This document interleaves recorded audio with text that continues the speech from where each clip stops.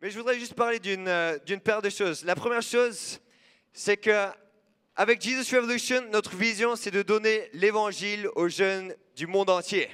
Est-ce que c'est une bonne vision, ça? Yes! On a plusieurs choses qu'on propose aux jeunes pour se former à l'évangélisation et puis pour donner l'évangile aux jeunes du monde entier. Et la première chose qu'on a, c'est quelque chose qui s'appelle la Summer Team.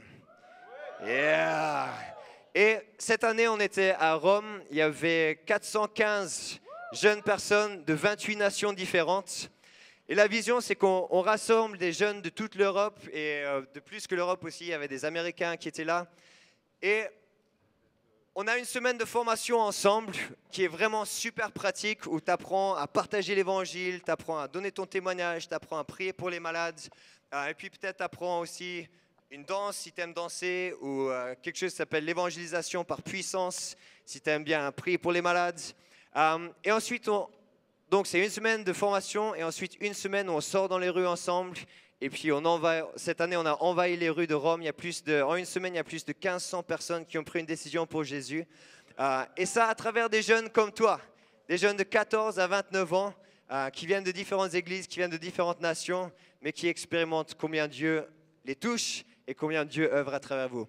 Et donc j'aimerais juste vous montrer une petite vidéo de quoi ça avait l'air à Rome cette année.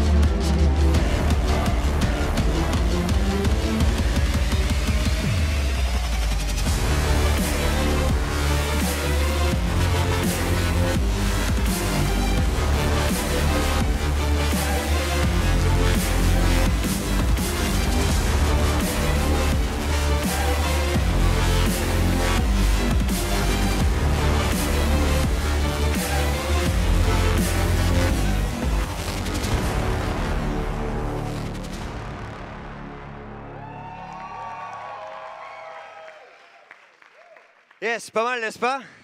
Yeah. Cette année, on avait un groupe d'une trentaine de Belges qui étaient là à Rome. Ouais, qui était là à Rome cette année? Levez la main. Ouais, ok, est-ce qu'on peut les applaudir? Ça, c'est la crème de la crème, je vous dis. Et donc, l'année prochaine, on a un nouveau projet. On va aller à un nouvel endroit. Un projet qui s'appelle Impact the Balkans. Impactons les Balkans. Et la vision, c'est de rassembler plus de 1000 jeunes pour aller dans les Balkans. Et il y a peut-être quelqu'un qui se dit, mais c'est quoi les Balkans? C'est une région d'Europe avec plusieurs pays, d'une dizaine de pays, où l'évangile n'est presque jamais prêché. Il y a très très peu de chrétiens. Il y a beaucoup de ces pays où il y a moins de 0,2% de chrétiens évangéliques. Et donc on veut rassembler plus de 1000 jeunes, se rassembler tous à un endroit pendant une semaine et ensuite, la semaine prochaine, se multiplier dans 10 nations différentes et faire de l'évangélisation dans 10 nations différentes en même temps, à la fin de tous se réunir à un endroit et de faire une méga évangélisation avec plus de 1000 personnes dans une ville en même temps. Est-ce que ça paraît cool? Ouais. Alors, je vais laisser, donc ça s'appelle Impact the Balkans, je vais laisser des brochures devant la scène ici à la fin de la réunion pour que tu puisses en prendre une si tu as envie de venir à Impact the Balkans. Une deuxième chose qu'on propose, c'est qu'on a quelque chose qui s'appelle Mission Training School, une école de formation missionnaire, One Year for God, de prendre 1 an pour Dieu. Et ça, tu peux venir en Norvège. Je pensais l'autre jour que Dieu, il est bon. Il appelle certaines personnes, des Autrichiens par exemple, à être missionnaires dans des endroits où il fait vraiment chaud, où le ciel est bleu, où il y a la mer. Dieu, que Dieu te bénisse, Simon. Et d'autres personnes, il les appelle à être missionnaires dans des endroits où il fait vraiment froid et sombre, moins 20 degrés. Dieu, que ta grâce soit sur moi. Mais tu peux venir passer une année en Norvège. Et ce qui se passe, c'est que c'est 4-5 mois de formation où on t'entraîne vraiment. Et c'est beaucoup de pratique aussi. On sort dans les rues ensemble, on évangélise. On fait partie d'une église locale à Oslo, en Norvège. Et puis ensuite, pendant 4 mois, tu es envoyé en tournée en Europe avec une équipe pour visiter des groupes de jeunes, pour les encourager à faire de l'évangélisation, pour sortir avec eux dans la rue et pour voir un changement en Europe. Donc je t'encourage vraiment, si tu as à cœur de faire quelque chose comme ça, une école biblique, soit tu vas à Marseille et tu fais le Master's Commission au Resolute, ou soit tu viens en Norvège et puis tu fais Jesus Revolution. OK? Ça, c'était 2 options. Yes. OK, alors je vais passer à mon message ce matin. Et comme je vous ai dit le premier jour, j'allais parler de 3 choses. La première chose, c'était refresh the love, rafraîchis l'amour. La deuxième chose, refresh the power, rafraîchis la puissance. Et la troisième chose dont je veux parler, c'est refresh la vision. Rafraîchis la vision. OK, ce que j'aimerais faire ce matin, c'est demander à 10 volontaires de venir sur scène. 10 volontaires, 5 garçons et 5 filles. Allez, les premiers arrivés, premiers servis. 10 garçons, 5 filles. 5 garçons, 5 filles. OK. Yeah. OK. Bon, c'est pas grave si c'est plus que 10. Et mon guitariste, il est où? Il est là. OK, cool. 1, 2, 3, 4, 5, 6, 7, 8. OK, 1, 2, 3, 4, 5. OK, pas de problème. OK, voici un groupe de jeunes typique de Belgique. Yeah. Et alors, vous pouvez vous asseoir. Et je veux tous que vous imaginez, OK? On arrive et c'est le samedi. Est-ce que vous avez le groupe de jeunes le samedi? Oui, ça dépend parfois. Ça dépend parfois. Alors, on va dire que c'est le samedi où vous avez groupe de jeunes. Et alors, il faut mettre un petit peu l'ambiance. Je ne sais pas si tu peux jouer genre la musique hawaïenne ou le truc bien chill, relax. Je ne sais pas, tu trouves ce que tu veux jouer. OK?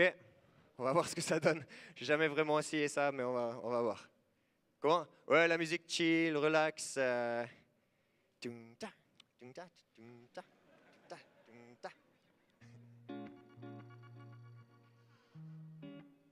Ah, voilà. Ah. Je veux que tu imagines, c'est le samedi soir.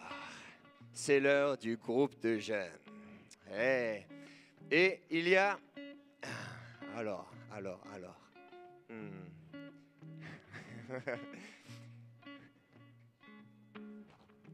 Il y a le leader du groupe de jeunes. Vas-y, tu viens.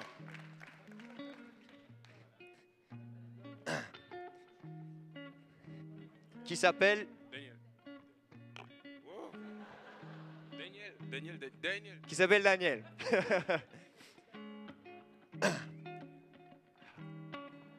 Et donc c'est le samedi après la CJ. Peut-être que le pasteur de jeunes, il peut se mettre là. Voilà.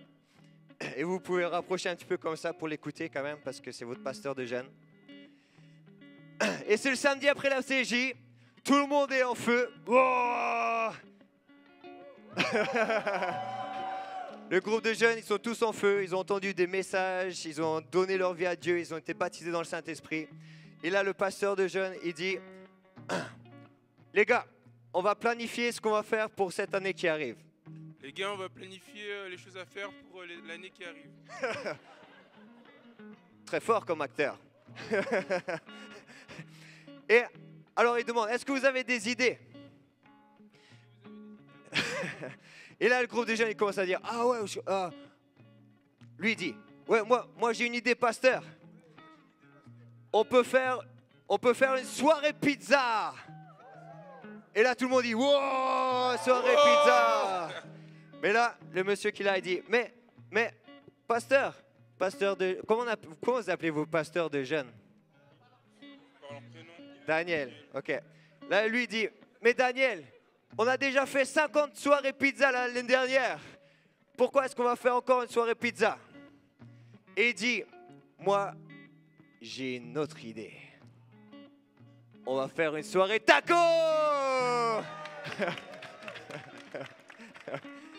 Mais là, Daniel, il dit, non, vous savez quoi, les gars?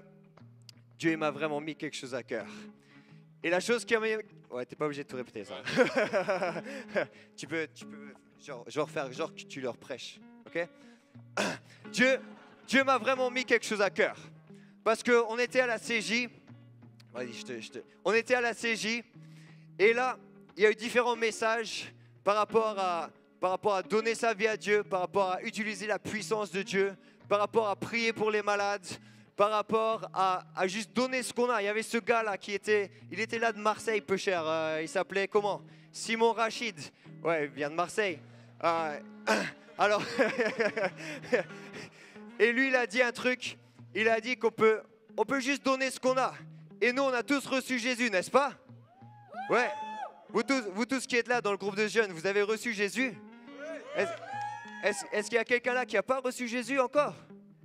Tout le monde, ok, c'est bon. Ok, alors, on a tous reçu Jésus. Et puis il a dit que même sa fille de 5 ans, elle a juste prié pour une personne qui était dans son école. Et puis toi là qui es dans le groupe de jeunes, toi, des fois on a l'impression que tu as 5 ans. Bah, ça veut dire que toi aussi tu peux le faire. Toi aussi tu peux donner Jésus à tes amis, tu peux donner Jésus à ta ville. Alors j'ai eu une super idée les gars. Ce qu'on va faire, c'est qu'on va faire de l'évangélisation. Oh. Et là la plupart ils disent ouais c'est super.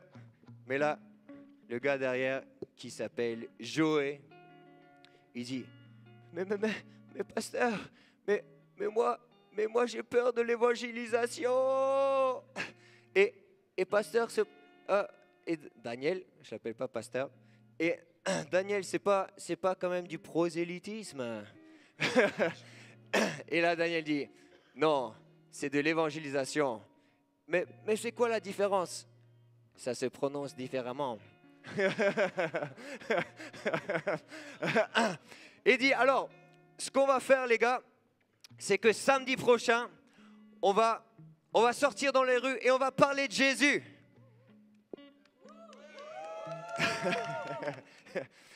Et il commence à dire mais comment est-ce qu'on va faire ça?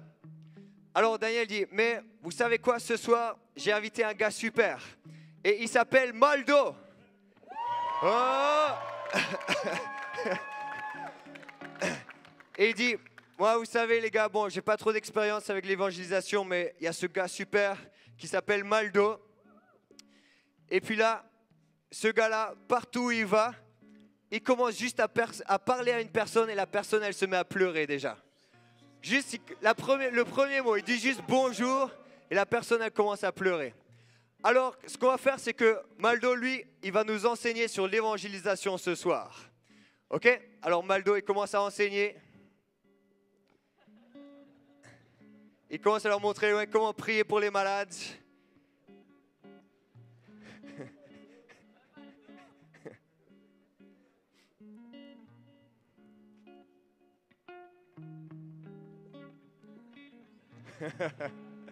Et voilà, il est guéri. Et Maldo il leur dit, c'est pas plus difficile que ça les gars. Et puis aussi il faut que vous voyez, ok, qu'est-ce que Dieu il a donné à ce groupe de jeunes? Et ce qu'il commence à voir, c'est qu'il y a un gars qui connaît le beatbox dans ce groupe de jeunes. Ouais, il y a un gars qui connaît le beatbox. Ouais. Ah ouais, il y a un gars qui connaît le beatbox.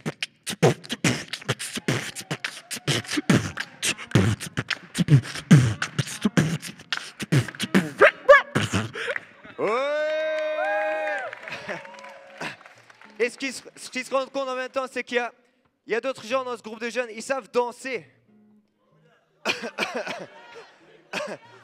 Alors pendant qu'il fait le beatbox, là sur le côté, il y a 5 personnes de ce groupe de jeunes qui connaissent une danse, une super danse. Et alors il y a une personne la personne qui connaît le mieux la danse. C'est qui la personne qui connaît le mieux la danse?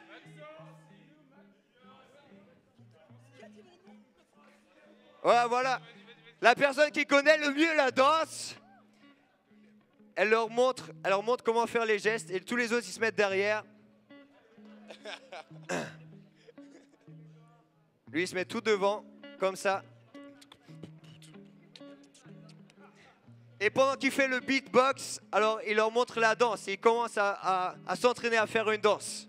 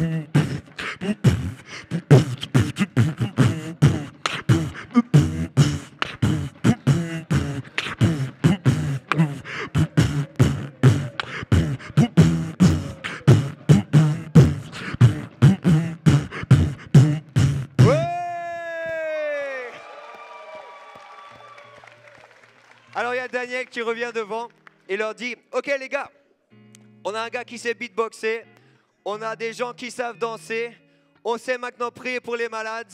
Samedi prochain, on va sortir dans la rue ensemble et on va faire tout ça !» Wouh! Alors samedi prochain arrive et là, ouais, on peut avoir la musique un peu plus fort. Là, il y a Joey qui est dans sa chambre. Et puis il passe du temps avec Jésus. Puis il est à genoux.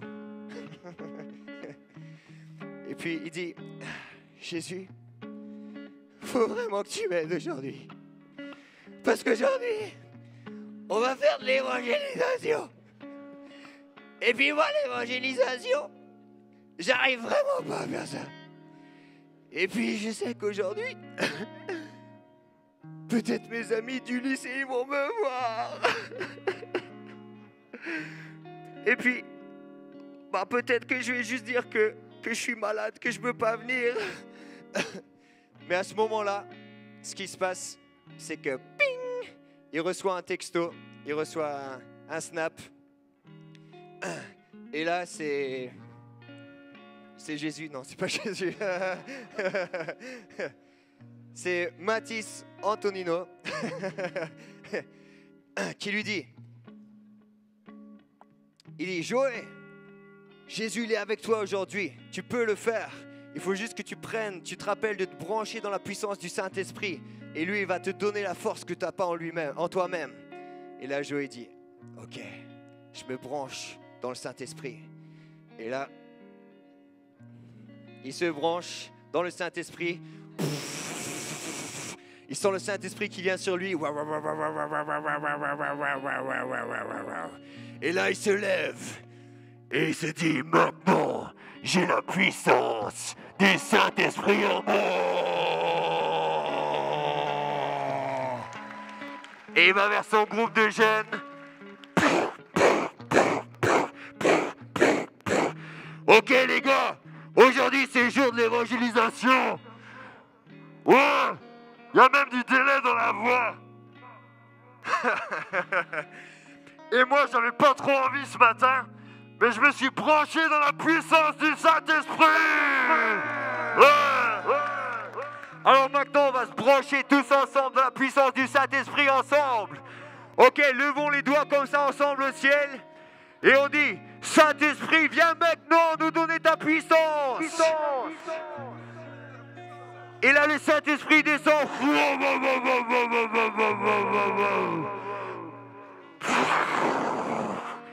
Et il y a du feu qui vient sur leur tête. Spirituellement. Et là, ils sont tous en feu, ils sont prêts à sortir. Ok ? Et ils sortent dans la rue ensemble. Ils prennent leur équipement de sono. Ils prennent leur équipement en son.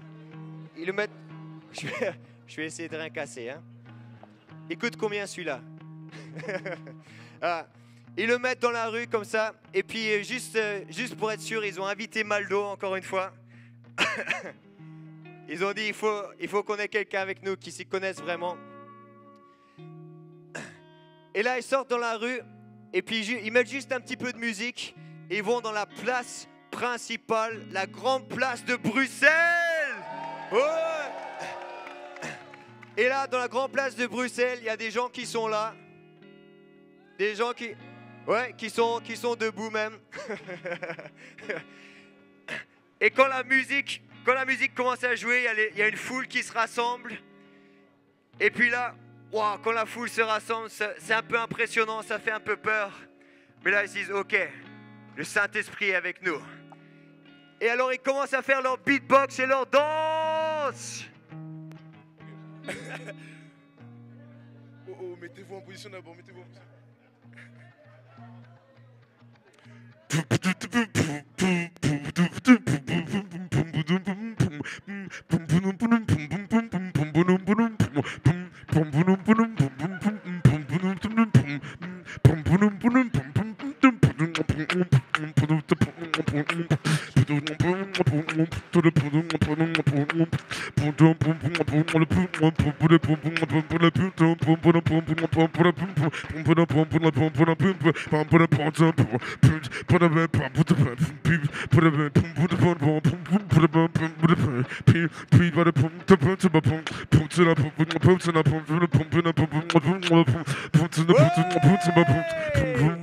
Et là, il y a la foule qui est en délire.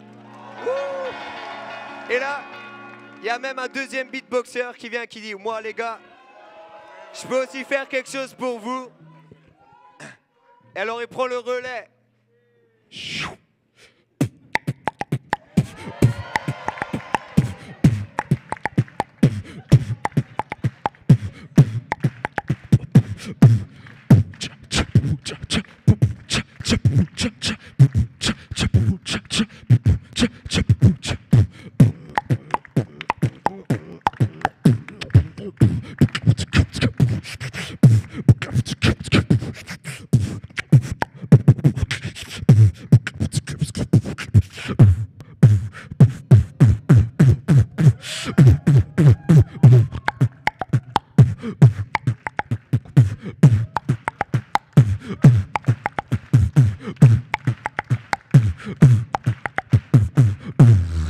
Ouais! Et là, la foule est en délire encore. Et là, Mathis Antonino va donner son témoignage de ce que Dieu a fait dans sa vie.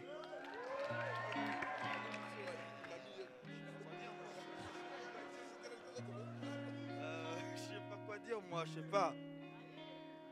Bon, Dieu m'a donné une famille.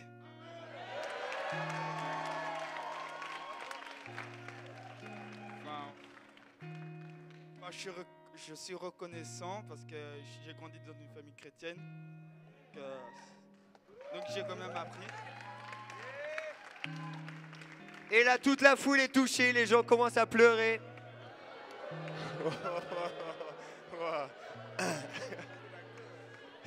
C'était puissant. Et tout à la fin, il y a Maldo qui vient et qui prêche l'évangile. Dieu vous aime, qui veut donner sa vie à Jésus. Levez vos mains. Wow! Et alors là, ce qu'ils font, c'est qu'ils commencent à aller parler aux gens qui sont dans la foule. Ils commencent à aller prier pour les malades. Ils rencontrent les gens.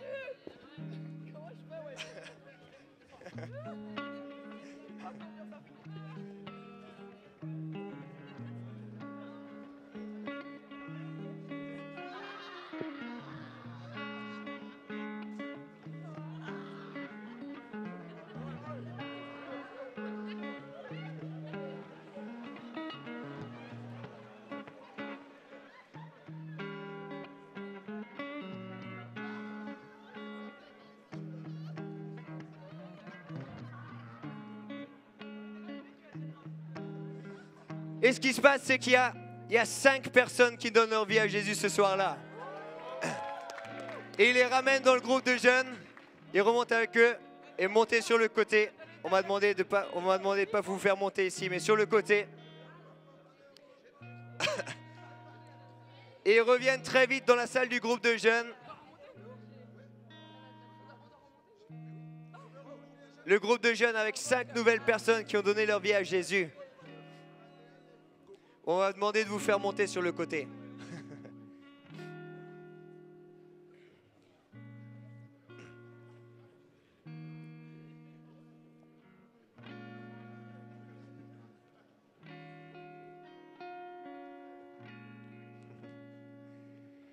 Et voilà, maintenant vous avez le nouveau groupe de jeunes. Et ce gars qui est ici, il s'appelle Jean-Sébastien. Un nom bien belge. Et il était à Bruxelles ce soir-là. Et justement, ce jour-là, il s'était demandé, ce matin-là, il s'était dit, mais est-ce qu'il y a vraiment un Dieu qui existe? Est-ce que c'est vraiment possible qu'il y a quelqu'un qui est là dans le ciel? Et puis, là, il était sur la grande place. Et puis, il a vu un groupe de jeunes qui étaient en train de partager ce que Dieu a fait dans leur vie, qui étaient en train de partager l'évangile. Et puis, il y a, je ne me rappelle plus jamais de ton prénom, Mathis Antonino qui avait été vers lui et qui avait dit, mais tu sais, je crois que j'ai une parole pour toi. Et c'est que tu t'es demandé ce matin s'il y avait un Dieu qui existe. Et moi, je voudrais juste te dire que oui, il existe, il t'aime, il a envoyé son fils Jésus pour mourir sur la croix pour toi. Est-ce que tu veux l'accepter aujourd'hui? Et là, il a dit oui.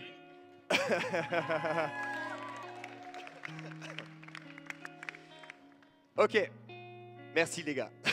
Vous pouvez descendre. Est-ce qu'on peut les applaudir pendant qu'ils descendent?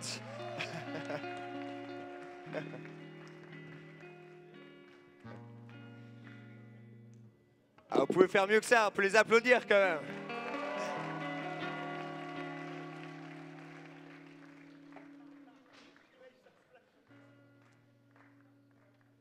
Ouais, tu peux continuer à jouer, hein, c'est tranquille. Ok, qu'est-ce que je voulais partager avec vous ce matin? Pourquoi est-ce que je voulais vous montrer un petit peu ça? Si on peut passer au prochain slide. C'est écrit dans la parole de Dieu que Jésus, en voyant la foule, il était ému de compassion pour elle, parce qu'elle était languissante et abattue comme des brebis qui n'ont point de berger. Alors il dit à ses disciples, la moisson est grande, mais il y a peu d'ouvriers. Priez donc le maître de la moisson d'envoyer des ouvriers dans sa moisson. Amen. Amen. Et c'est tellement de fois qu'on peut être dans notre groupe de jeunes et juste être ensemble, faire des activités. Mais vous savez quoi? Dieu vous a placé dans une certaine ville, il vous a placé dans un certain endroit. Et si vous ne proclamez pas l'évangile dans cette ville, qui va proclamer l'évangile? Qui va le faire si vous ne le faites pas? Personne, n'est-ce pas? Et c'est pour ça que je crois que Dieu ce matin, peut-être qu'il a déjà fait, mais je crois que Dieu ce matin, il veut vous donner une vision pour votre ville. Que vous sachiez que ma ville, l'endroit où je suis, l'endroit où on est avec notre groupe de jeunes, c'est notre responsabilité. C'est notre responsabilité. Ma ville, c'est ma responsabilité. Et pour ma propre part, comme je vous ai dit hier, j'ai grandi dans une famille chrétienne. Ma seule vision dans la vie, c'était de jouer au basket. Mais quand je me suis joint à ce camp de Jesus Revolution, à la fin de ce camp, il y a la leader de ma petite équipe. Elle m'a écrit des cartes. Et pour la première fois dans ma vie, pendant ce camp, j'avais prêché l'évangile dans la rue, j'avais prié pour les malades et j'avais compris, ok, Dieu, il peut m'utiliser moi. Mais à la fin de ce camp, donc cette personne a écrit ces cartes. Et quand je lisais ces cartes en rentrant chez moi, il y a une phrase qui était écrite dans ces cartes qui est juste allée à mon cœur, qui a totalement percé mon cœur. Et j'ai commencé à pleurer, à pleurer, à pleurer, à pleurer dans la voiture. Et sur cette carte, il y avait écrit « Tellement de personnes vont te remercier au ciel parce que tu leur as donné la vérité. » Tellement de personnes vont te remercier au ciel parce que tu leur as donné la vérité. Et la raison pour laquelle j'ai commencé à pleurer, c'est parce que c'est devenu une question dans ma tête. J'ai commencé à me demander, mais est-ce que c'est vrai? Est-ce que c'est vrai que tellement de personnes vont me remercier au ciel parce que je leur ai donné la vérité? Et je savais que la réponse à cette question, avec la vie que j'avais vécue jusque-là, c'était non. Et je savais que quelque chose devait changer dans ma vie, que je ne pouvais pas continuer de vivre de la même manière que je vivais.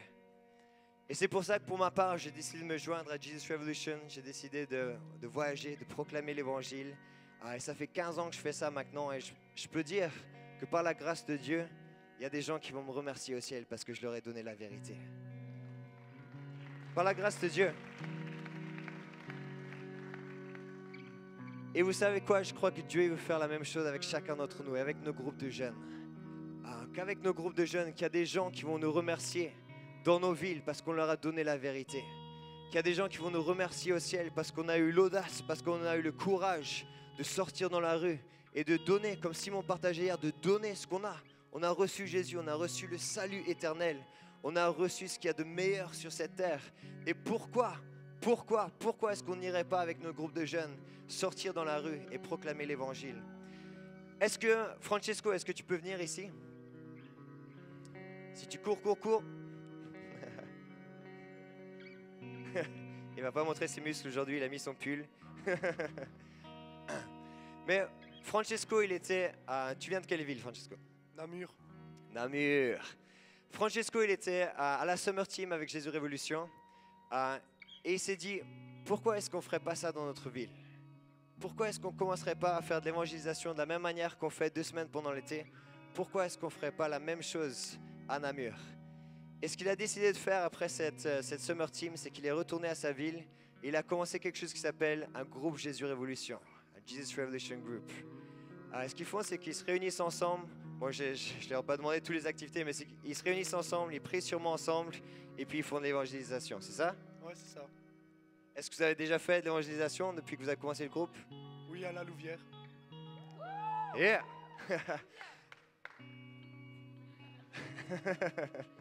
La Louvière, je connais pas, mais... Et donc vous avez un exemple d'un jeune qui a juste décidé, ok, je peux pas vivre de la même manière avec ce que je sais, avec ce que j'ai reçu dans ma vie, avec ce que j'ai reçu dans mon cœur. Je peux pas vivre de la même manière. Il a rassemblé les gens de son groupe de jeunes et il a dit, les gars, on va faire ça, on va sortir dans notre ville et on va proclamer l'évangile. Merci Francesco. On peut l'applaudir pendant qu'il descend. Et vous savez quoi, de l'autre côté de votre obéissance, il y a tellement de choses qui peuvent se passer. Il y a tellement de choses qui peuvent se passer. Oui, peut-être qu'on va pas voir des gens être sauvés toutes les semaines, qu'on va pas voir des gens être guéris toutes les semaines. Mais j'ai fait l'expérience de choses vraiment incroyables. On était en Italie une fois, et puis on faisait un spectacle comme je vous ai montré ici. Et à la fin du spectacle, on a demandé, est-ce qu'il y a des gens ici qui sont malades, qui ont de la douleur dans leur corps? Si vous êtes malade, vous pouvez venir devant, on va prier pour vous. Et au départ, il n'y a personne qui répondait du tout. Mais on a continué de demander. Et j'ai dit, on a besoin de la première personne courageuse qui puisse venir devant. Et il y a une vieille femme qui est venue comme ça. Et puis elle a dit, j'ai mal au dos en italien. Et donc on a prié pour elle. Et Dieu l'a totalement guérie. Et son visage a totalement changé. Et puis elle a dit, waouh, je suis guérie, j'ai plus aucune douleur. Et ce qui s'est passé à ce moment-là, c'est qu'il y a une file de gens qui a commencé à se faire. Les gens ont commencé à se mettre en file indienne et dire « Non, moi j'étais là d'abord, non, moi j'étais là d'abord » pour qu'on prie pour eux pour la guérison. Et tous ceux qui étaient là dans cette file, ils ont été totalement guéris par la puissance de Dieu. Et à la fin de cette file, il y avait 2 jeunes gars et ils sont venus devant. On a commencé à leur demander aussi « Ok, est-ce que vous avez de la douleur quelque part dans votre corps ?» Et ce qu'ils ont dit c'est « Tu sais quoi, non, on n'a pas de la douleur dans notre corps. » Mais on ressent une douleur dans notre âme. Et qu'est-ce qu'on peut faire avec cette douleur? Et c'était juste l'opportunité parfaite de pouvoir partager l'amour de Jésus avec eux et de dire « Hey, vous avez de la douleur dans votre âme, mais il y a quelqu'un qui a pris votre douleur sur la croix. Et Jésus il veut juste venir dans notre vie, donner sa joie, sa paix, son amour. » Et ces gens, ils ont reçu Jésus, ils ont été ajoutés à l'église locale, on travaille avec une église locale. Et juste avec ton obéissance, en obéissant à ce que tu sais dans ton cœur, eh ben Jésus peut faire des grandes choses dans ta ville. Amen. Amen.